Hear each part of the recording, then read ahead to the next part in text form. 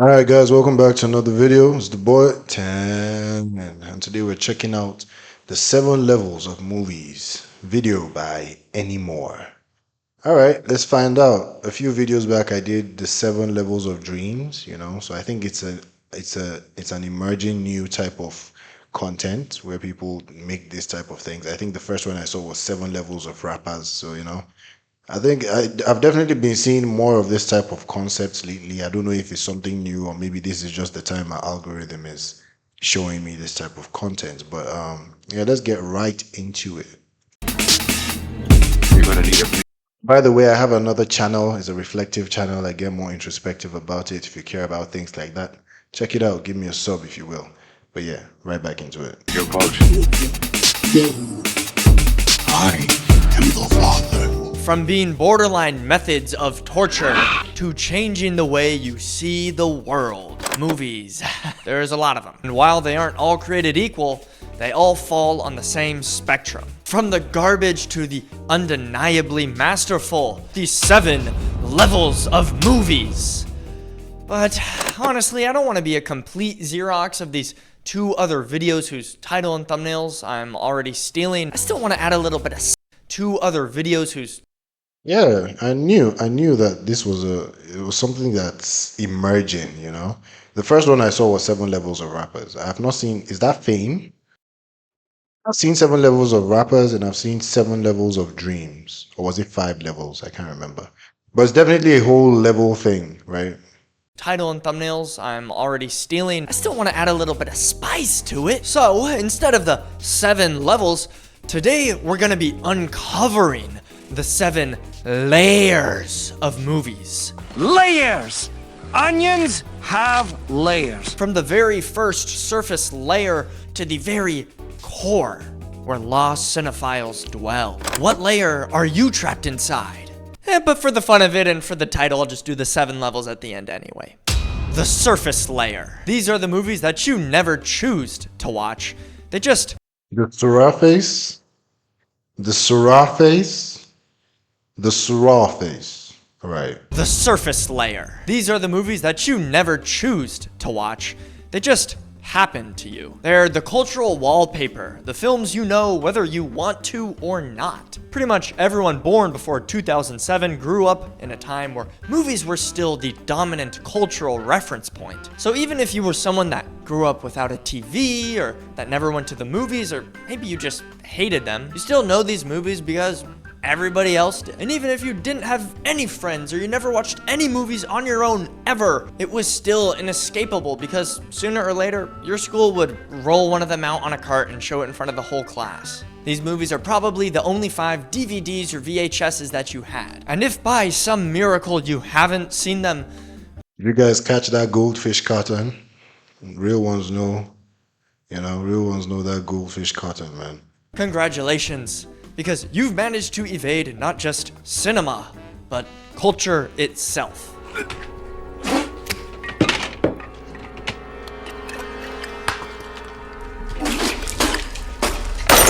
Imagine walking through life having never seen Star Wars or E.T. or Home Alone or The Avengers. Never seen Star Wars. I don't think I ever will. I'm just not interested. I'm sorry. I'm sorry. I'm not interested in Star Wars at all. I don't know why. I mean, I love playing the games. We used to have the Xbox and the Kinect sensor. So we used to play the Star Wars games, me and my cousins. But to sit down and watch the movie, actually watch it, nah, I'm sorry. Star Trek 2 was something I didn't really enjoy. I never seemed to be able to get into it. Not my fault, but nah. You've never seen The Lion King? Toy Story? A Bug's Life? Okay, I can actually get it if you've never seen A Bug's Life. And it's not like these movies are bad. Obviously, they're all considered classics. There's a reason that everybody knows them. And typically, it's because they're fun and exciting for the whole family. They have uncontroversial values. They make you laugh, cry, feel hopeful, feel loved. Ultimately, you just feel good by the time you're done watching. But while these movies are sweet, endearing, and classic, they're still the default. You didn't discover them, you absorbed them by simply being alive.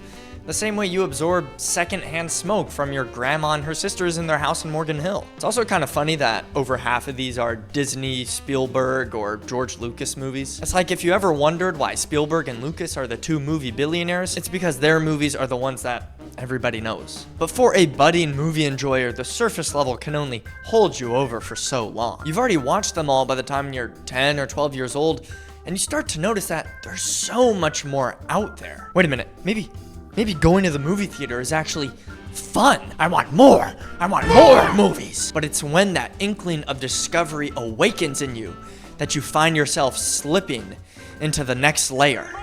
The layer known as... Any of you fucking pricks move! And I'll execute every motherfucking last one of you! This is the layer when you notice that movies are actually distinctly fun to watch. You get that list from your friends or your friends' parents or your parents or Google or ChatGPT or whoever, and you start to knock them off. Goodfellas, Lady Bird, Pulp Fiction, Pride and Prejudice. This is that layer where you're forced to have that conversation with your friend's dad where he tries to be the bastion of culture, saying something like, "You know what movie was actually good? Let me let you in on a little secret. No Country for Old Men." Oh, you know that Oscar-winning Best Picture movie? Oh, I would have had no idea. This is the layer where you start to think you've unlocked the secrets to cinema. You're watching all of the popular cemented classics, your Shawshank Redemptions, your Spirited Aways, but you're also getting hyped about the new stuff that's coming out. Dune, Weapons, Oppenheimer, and you think you're doing something bold when you give Dune that 5-star letterbox rating. But let's be real, you've got sophomore syndrome. You're still new to the game, but you act like you're a 15-year vet. Trust me, I've been there. I'm probably still doing that right now. The movies you're watching in this layer are still good, but it's all too accessible, and it hasn't really been refined to fit your tastes. These are the starter. Yeah, a lot of us are in this second layer, man. We just watch the biggest movies out or the movies that anybody's talking about at any given time. Very few of us actually like rabbit hole, go and actually source and find our own movies, the movies that we want to watch, not necessarily what's showing right now.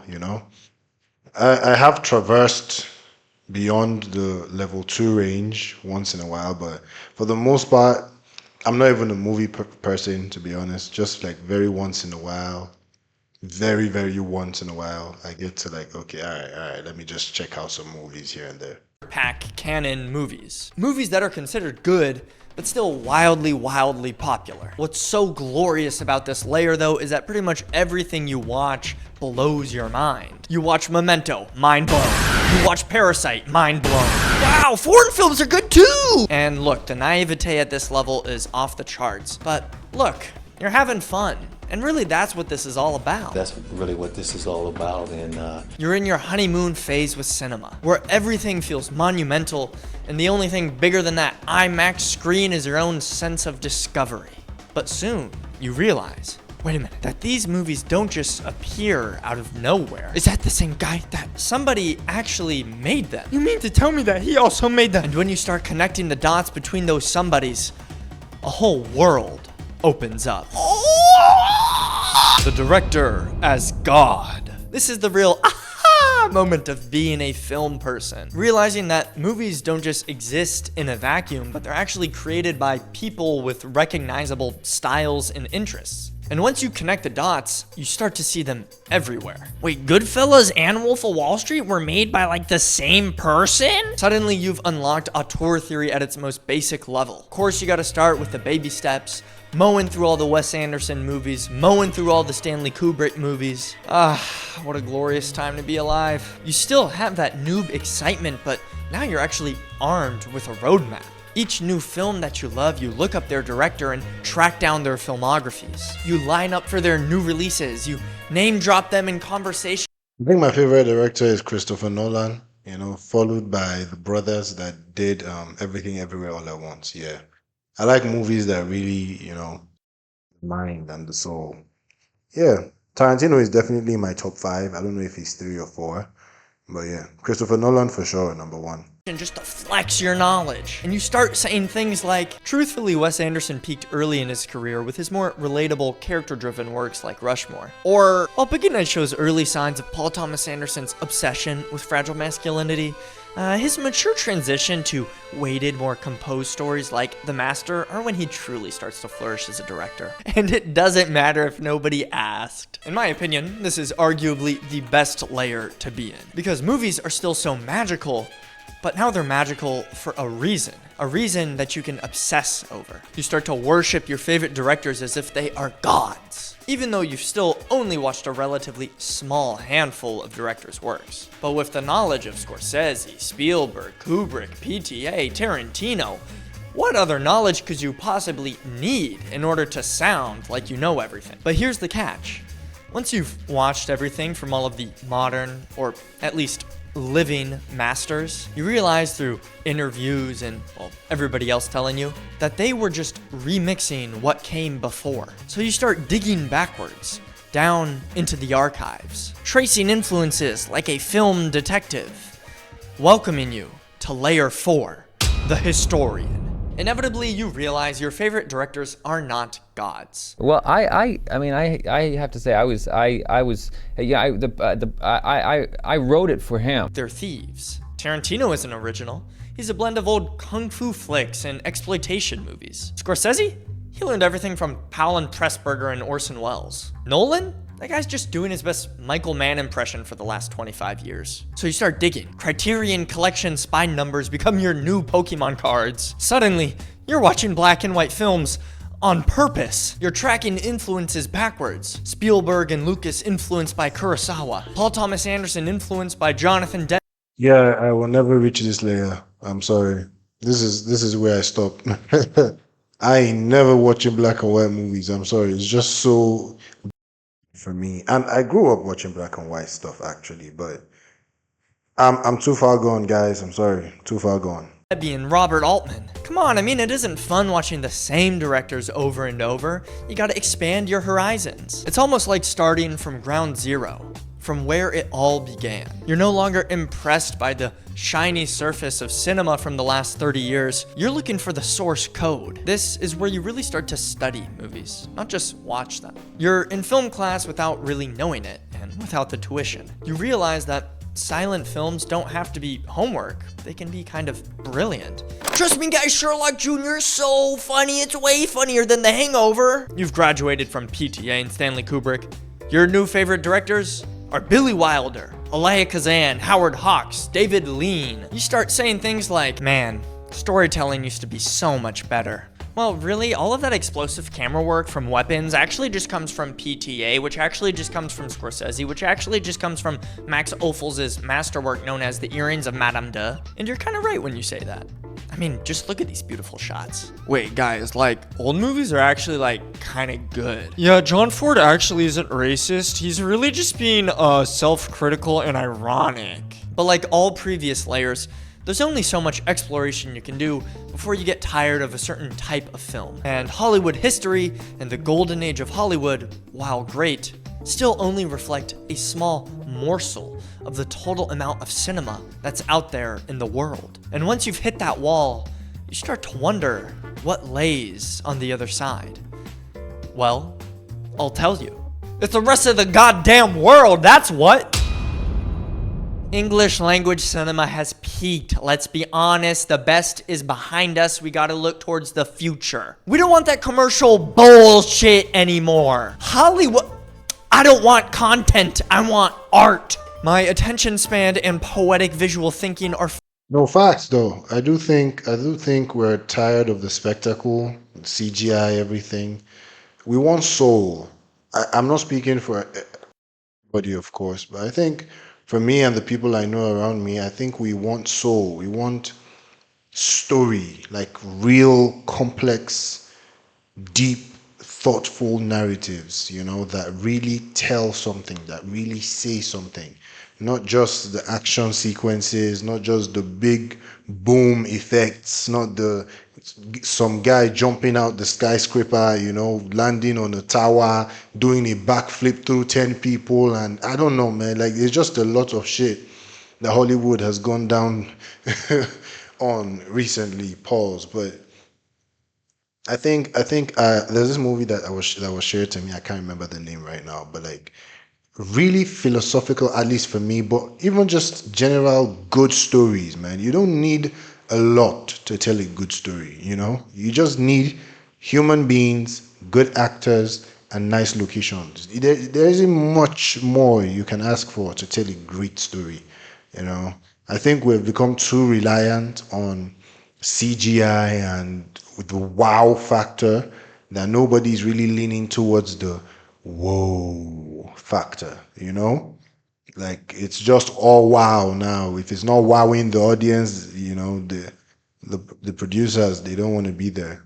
Or they don't, I mean indie filmmakers are still there, but they need more love, they need more support, that's for sure. Far too advanced for your story structures. No, no, no.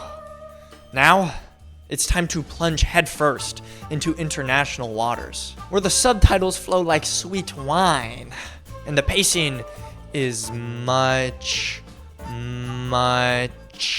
slower. Or maybe it's not. It's not always slow.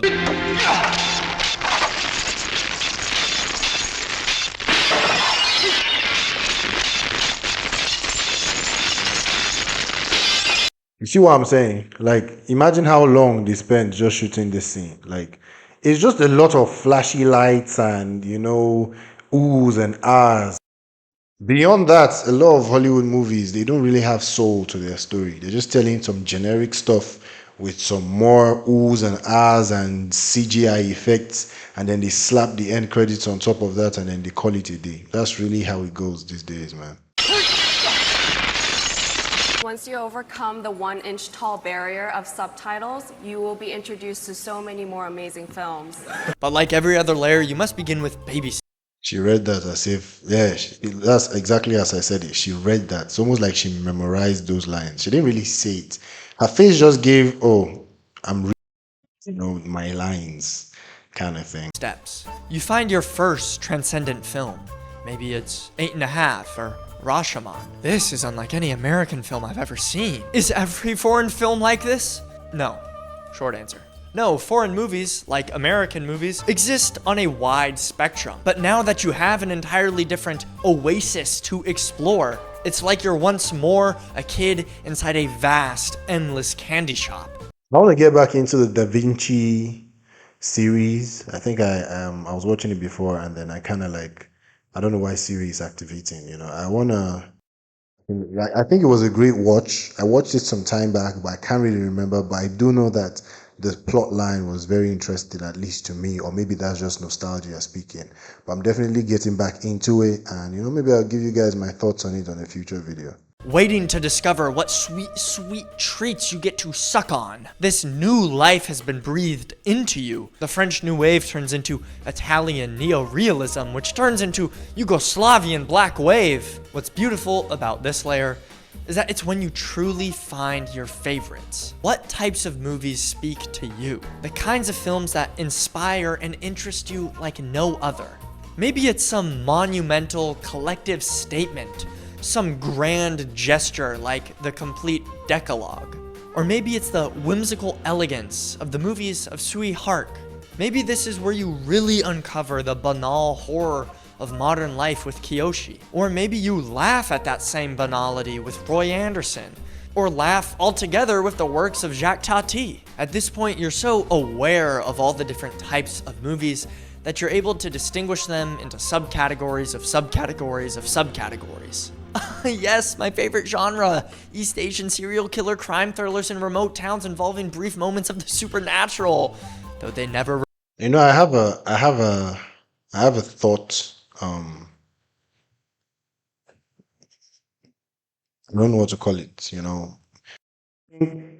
Everything that humanity creates first starts off as useful and soul-driven and like deep and very essential and necessary. Like there's something very unique that it's first born as, and then as we continue to iterate upon that thing, it just becomes less soul and more redundance. You know what I'm trying to say? Like what in the beginning, the first tools man made, the Stone Age. You know, we're making things that could effective, nothing too flashy, just enough to get the job done.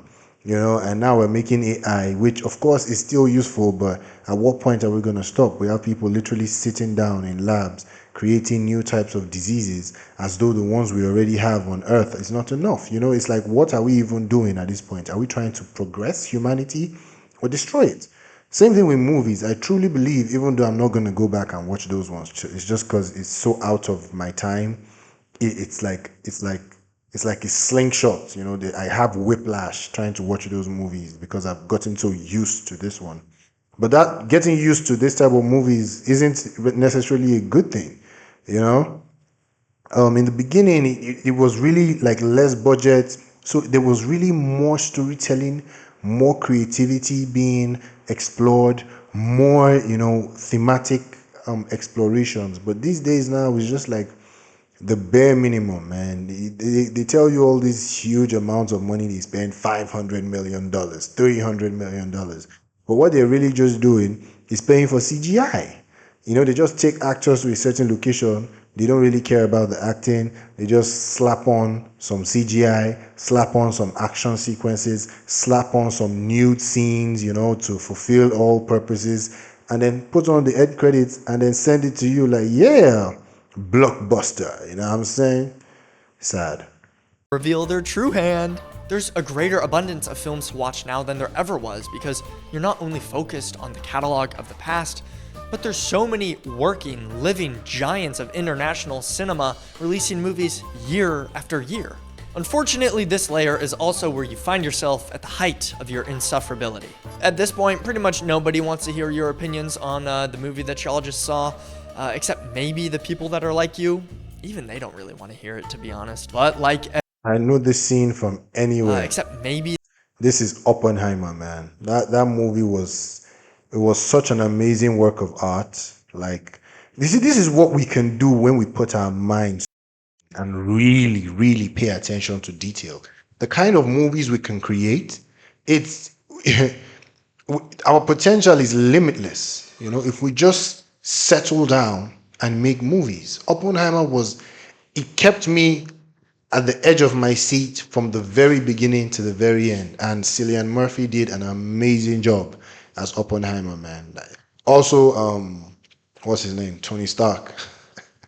I keep forgetting his real name, but you know what I mean. the people that are like you, even they don't really want to hear it, to be honest. But like every obsession, it doesn't just stop there. Once you've crossed oceans for cinema, you stop caring about boundaries entirely. Good movies, bad movies, I see no difference. Cult classics, 7-hour slow cinema, all in a day's work for me. You will watch it all. That's how you become what we all fear of, but also dream of becoming. The movie freak. This is the point of no return. Dare I say, you've gone too far. You've seen everything. High art, low trash, all that shit in between. You know the difference between fabula and sujet.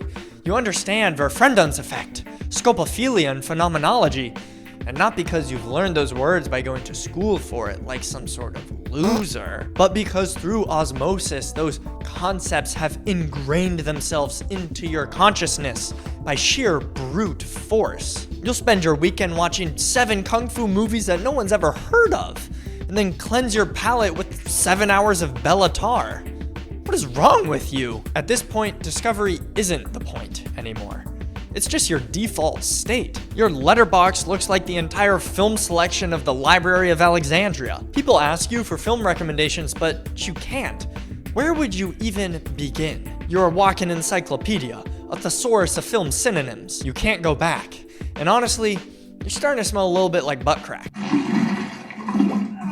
People at this layer itch themselves like addicts, waiting to get a hit of a new movie that they've never heard of, which each day becomes increasingly rare and rare. These are the people that spend hours browsing their local video store or library just praying to find something they've never heard of. It's hard to be friends with them because all they have or know what to talk about is movies, which actually doesn't sound that bad. But there's another massive problem, a problem of the soul. Because once you're here, once you've seen everything, there's nothing left.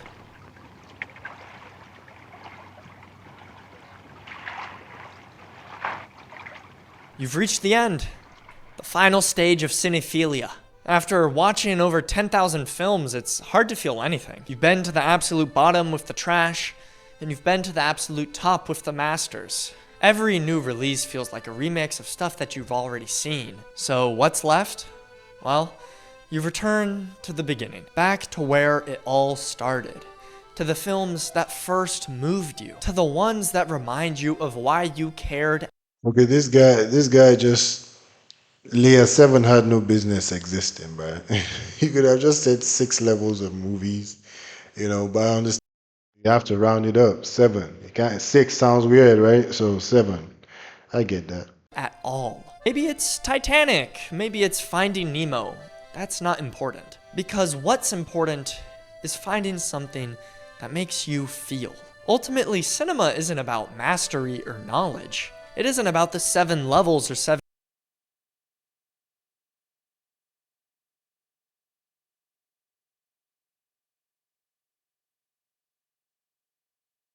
layers. It's about feeling. And if that means that the only movies that can still make you cry are the ones that you watched when you were 10 years old, well, that's okay. That's what the medium was meant for. And so after all the layers, from the blockbusters to the Hungarian epics, you return to the beginning. At the very center of the onion, the core of cinema, in its purest form, it's just feeling. And whatever it takes to get you there is the most important movie there is. Oh, thank you. All right, real quick, 7 levels of cinema. Level 1, unwatchable garbage. Terrible movies uploaded on YouTube. Example. These were all bad. I only watched like 10 minutes of them. Can you blame me? I'm not going to waste my time spending 6 hours watching these terrible movies. Level 2, trash. Movies that are only literally definitionally movies. This is the $1 bargain bin at Walmart that you can pick up and like collect dust on your shelf. The worst of the studio stuff. Example. Like, you guys remember Cats? Like, you remember when Cats came out? Like that? Oh my god. Level 3, competent. This is when everything works. It's well put together, but something's missing. And that something is the soul. This is essentially the cinematic equivalent to beige wallpaper. It's not good, it's not bad, it's just passable. Example. Level 4, good movies. Entertainment at its purest. The most common favorite movies of most people. Every now and then it might be a little bit thought-provoking, but ultimately, it's pretty much what everybody's watching all the time. It can never tap into that second layer, that higher gear. Example. Level 5, great movies. The perfect collision of craft and heart. And you can tell that the filmmaker poured their heart. I have the hiccups. Poured their heart and soul into making this. Like the previous level, it is as entertaining, but unlike the previous level, it can tap into that second gear, that layer of subtext that really makes you think and perhaps change the way you look at the world. Level 6, masterpieces. These are landmark films that redefine what it means to be a movie. Once these films came out, everybody looks around and starts thinking, what are we doing? These are the movies that are studied, dissected, and worshipped. Example. Level 7, the very top of the mountain. Transcendent cinema. I'm surprised he hasn't mentioned Everything Everywhere All at Once. That movie was groundbreaking. It was like, okay, I'm still gonna wait for Transcendent anyway, but that movie was something different. Like the use of cameras, the use of stories, the plot line. That was genius at its highest form. I don't care who thinks otherwise. You can argue with your keyboards. That I would argue can only be experienced in the theater. That takes you to another plane of existence. Films that permanently alter your brain chemistry, that take you to somewhere reborn, where stories feel perfect and powerful.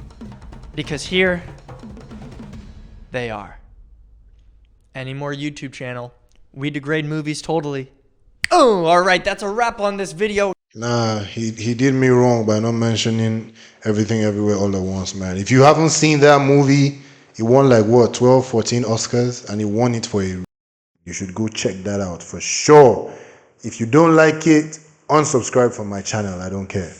I'm telling you the God honest truth. Anyway, that's it for this video. Thank you guys for tuning in. It's your boy Tan. Like, share, subscribe, drop a comment if you will. Check out my other channel if you're interested in more introspective shit like this. And I'm gonna see you in the next one. Peace.